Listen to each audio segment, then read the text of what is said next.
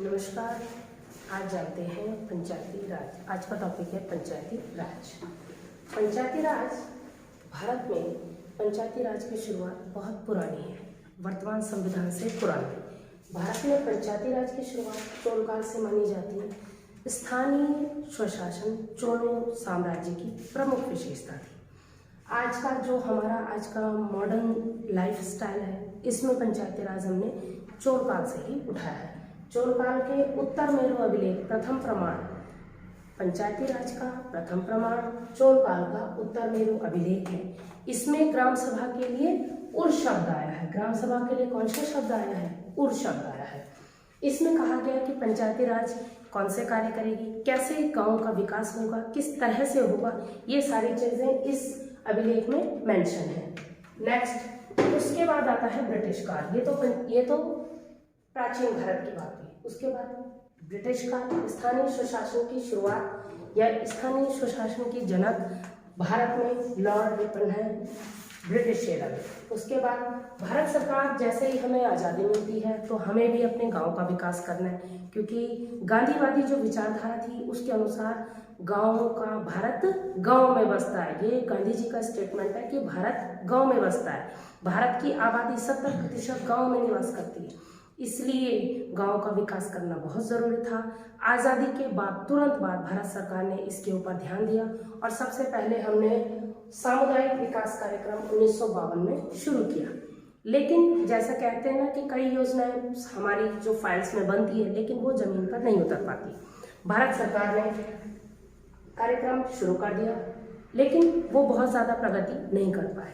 तो भारत सरकार ने योजना आयोग ने उस समय योजनाओं का क्रियान्वयन के लिए एक आयोग था जो योजना आयोग था। आज उसका वर्तमान नाम है नीति आयोग। 1 जनवरी 2015 से उसे नीति आयोग के नाम से जाना जाता है। योजना आयोग ने एक कमेटी बनाई, बलवंत राय मेहता कमेटी 1956 में बनाई। इस कमेटी के अध्यक्ष बलवंत राय मेहता थे, इसीलिए इसे बलवंत राय मेहता कमीशन कहा जाता है। इन्होंने रिपोर्ट 1957 में योजना आयोग को सबमिट की भारत सरकार को। इसमें इन्होंने सुझाव दिया कि त्रिस्तरीय भारत में पंचायती राज शुरू होना चाहिए, जिससे गांव का विकास होगा। गांव में त्रिस्तरीय पंचायत राज के 3 स्तर होंगे, पहला ग्राम स्तर, ब्लॉक स्तर और जिला स्तर। इसके बाद इस कमेटी की सिफारिश को ध्यान में रखते हुए तत्कालीन प्रधानमंत्री ने 2 अक्टूबर 1949 को राजस्थान नागौर के बागधरी गांव में, ये नाम आपको बहुत ही महत्वपूर्ण है क्योंकि हर जगह नाम नहीं मिलता, बागधरी गांव से JL नेहरू ने इसकी शुरुआत की।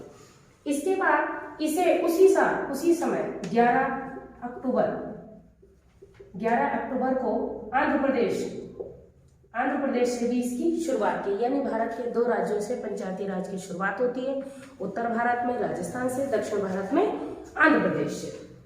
उसके बाद कई समय तक सरकारें अपनी अपनी सुचारू रूप से चलती रही, लेकिन पंचायती राज पर कोई विशेष ध्यान नहीं दिया गया। पुनः 1977-78 में अशोक मेहता कमेटी बनाई गई और उसमें देखा गया कि पंचायती राज ने कितना विकास किया है, क्या भारत के गांव का विकास हो रहा है। पंचायती राज व्यवस्था जैसे ही अशोक मेहता कमेटी आती है, इन्होंने देखा कि बहुत योजनाओं के क्रियान्वयन में बहुत ही प्रॉब्लम्स आ रही हैं, खामियां आ रही हैं, दोष आ रहे हैं। उन्होंने कहा पंचायती राज को द्विस्तरीय कर दीजिए, यानी कि एक स्तर को घटा दिया। कौन सा स्तर? ग्राम वाला स्तर। उन्होंने कहा केवल खंड स्तर रहेगा और जिला स्तर रहेगा, इसी पर योजनाओं के क्रियान्वयन होगा। उसके बाद पुनः PVK राव समिति बैठी 1985 में। ये तत्कालीन प्रधानमंत्री राजीव गांधी ने बिठाई थी। इन्होंने कहा 4 स्तरीय होनी चाहिए, एक और स्तर बनाइए, तालुका स्तर, एक और स्तर इन्होंने बना दिया। पुनः LM सिंघवी समिति बैठी 1986 में। इन्होंने सबसे महत्वपूर्ण पंचायतों को वैधानिक दर्जा देने की बात की और दूसरा पंचायतों को राजनीतिक दलों से मुक्त रखा गया।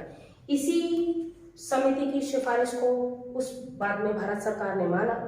पुनः PK खंडन समिति बैठी। इन्होंने भी वही रिकमेंडेशन अगेन दी। कौन सी? कि संवैधानिक दर्जा दीजिए पंचायतों को, क्योंकि पंचायतें अपना काम तब तक नहीं करेंगी जब तक उनको कॉन्स्टिट्यूशनली अधिकार नहीं दिए जाएंगे, क्योंकि मूल संविधान में पंचायती राज कहाँ है? DPSP में। डीपीएसपी में गांधीवादी विचारों की विचारधारा मिलती है, लेकिन क्योंकि आप जानते हैं डीपीएसपी न्यायालय में प्रवर्तनीय नहीं है, इसीलिए उनके लिए कोई नैतिक जिम्मेदारी नहीं बनती।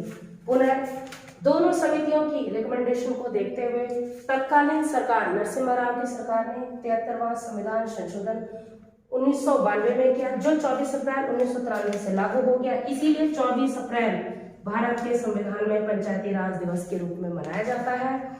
11वीं अनुसूची हमारे संविधान में जोड़ी गई और उसमें 29 विषय दिए गए। 14 विषय उत्तराखंड ने इसमें से केवल और केवल 14 विषय चुने हैं। क्यों? क्योंकि उत्तराखंड एक छोटा सा स्टेट है, हमारे पास विषयों की कमी है। इसमें पंचायती राज को केवल और केवल मेलों पर अधिकार लगाने, मेलों पर जो ग्रामीण क्षेत्रों में जो मेले होते हैं उन पर टैक्स लगाने का अधिकार है। मूल संविधान में जो 73वां संविधान संशोधन हुआ था, इसमें फीमेल्स के लिए जो रिजर्वेशन दिया गया था वो 33% दिया गया था, लेकिन आज 20 राज्यों ने, 20 से ज्यादा राज्यों ने अपने पंचायती राज में 50% फीमेल रिजर्वेशन को किया है। कारण क्योंकि आपने देखा होगा हमारा समाज जो है वो पुरुष प्रधान समाज है। हमारे समाज में माना जाता है कि पुरुष को जीविका उपार्जन के लिए अपने धन कमाने की आवश्यकता है, और क्योंकि आपको पता होगा ज्यादातर गांव में ऐसा कोई विकास कार्यक्रम चलता नहीं कि कोई अपने आजीविका को चला सके, इसलिए पुरुष व्यक्ति जो है उस समाज के वो अपने घरों से दूर आजीविका उपार्जन के लिए चले जाते हैं, तो महिलाएं ही ग्रामीण क्षेत्रों में अधिकतर रहती हैं। इसीलिए उनकी महत्ता को समझते हुए उनको रिजर्वेशन दिया गया ताकि वो गांव के विकास में पूर्णतः योगदान दे सके। भारत में पंचायती राज एक स्तरीय केवल और केवल एक ही स्टेट में, वो कौन सा है? JNK। जबकि द्विस्तरीय पंचायती राज मणिपुर में है, पांडिचेरी में है और सिक्किम में है।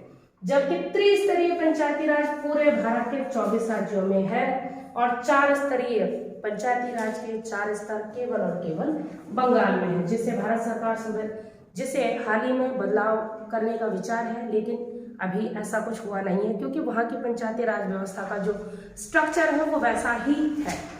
आइए, आज हमने देखा पंचायती राज। अगर आपको ऐसे ही वीडियोस चाहिए तो आप चैनल को लाइक कीजिए, सब्सक्राइब कीजिए और शेयर कीजिए। Thank you.